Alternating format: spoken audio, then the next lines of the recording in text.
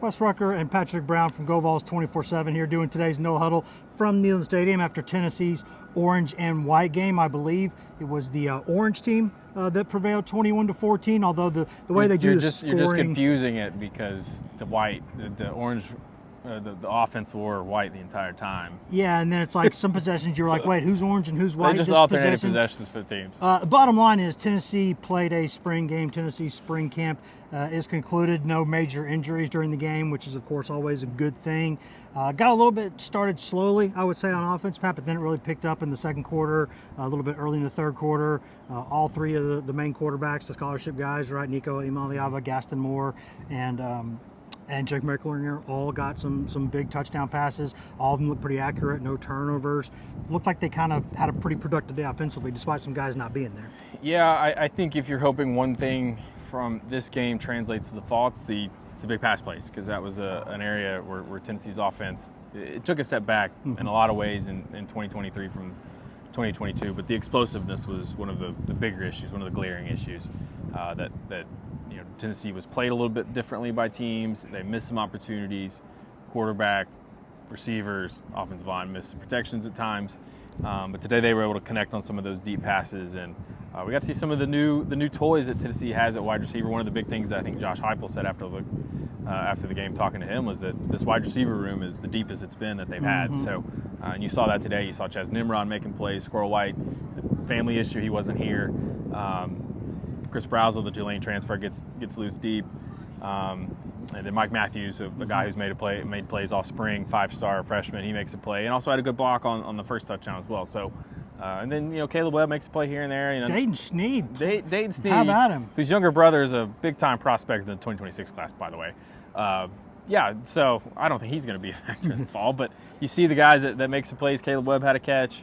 We didn't even see Braylon Staley, and he's been banged up. I haven't seen much of Nathan Leacock, but this is a deeper receiver room than they've had, and that's something that they needed to address going into this season after what happened last season, where a couple injuries, and they just had guys that were playing that weren't ready, and the offense really suffered because of it. Yeah, Josh Heupel's the kind of guy that I've made this, said it half jokingly, but mostly seriously also at the same time, that the one season that he's had of not being elite in the passing game, he was going to get that fixed. He was going to go through NIL, recruiting, whatever it took, beg, borrow, steal. They were going to get better in the passing game, and it looks like throughout the spring and today that they've done that. On the flip side of that, and this is the dilemma for any head coach, right? If your receivers and your quarterbacks are making a lot of big plays, it means your DBs are allowing a lot of big plays. And Tennessee's got a new look secondary, a group that, a lot of Tennessee fans for a long time have wanted new blood there.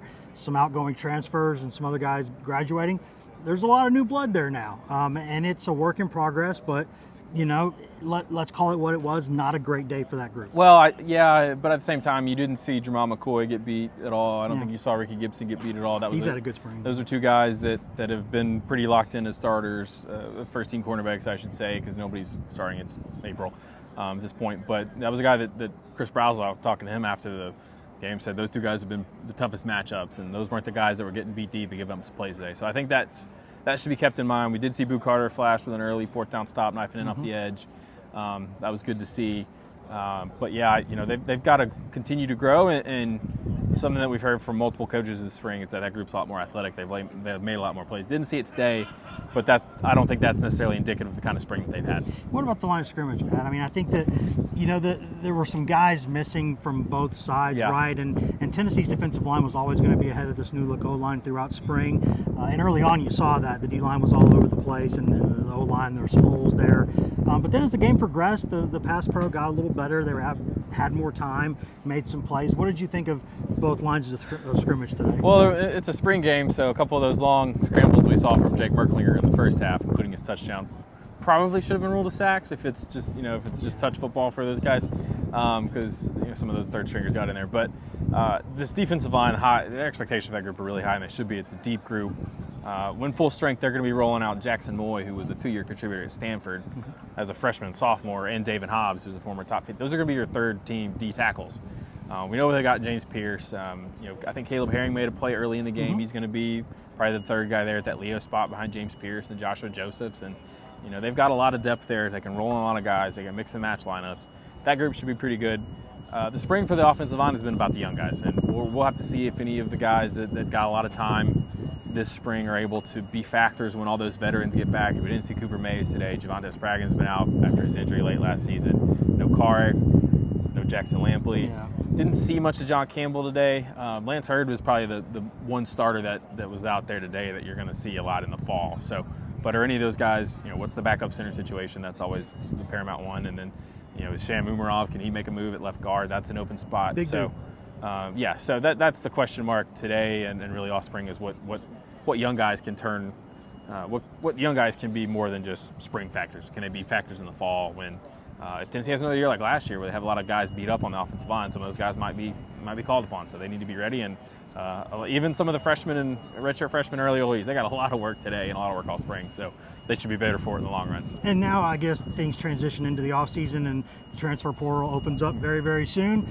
And we'll see what happens there. Josh Heupel said that Tennessee is obviously the priority is to figure out the post-spring meetings with some of their players, make sure whoever's going to leave is going to make that decision, and then they go from there. They got a lot of receivers. There's some spots on the team where you look and say they got a lot of dogs there and not enough bones. So we'll see what happens there. But he also said Tennessee's going to be very selective in adding, with the culture being such a huge emphasis in the program right now.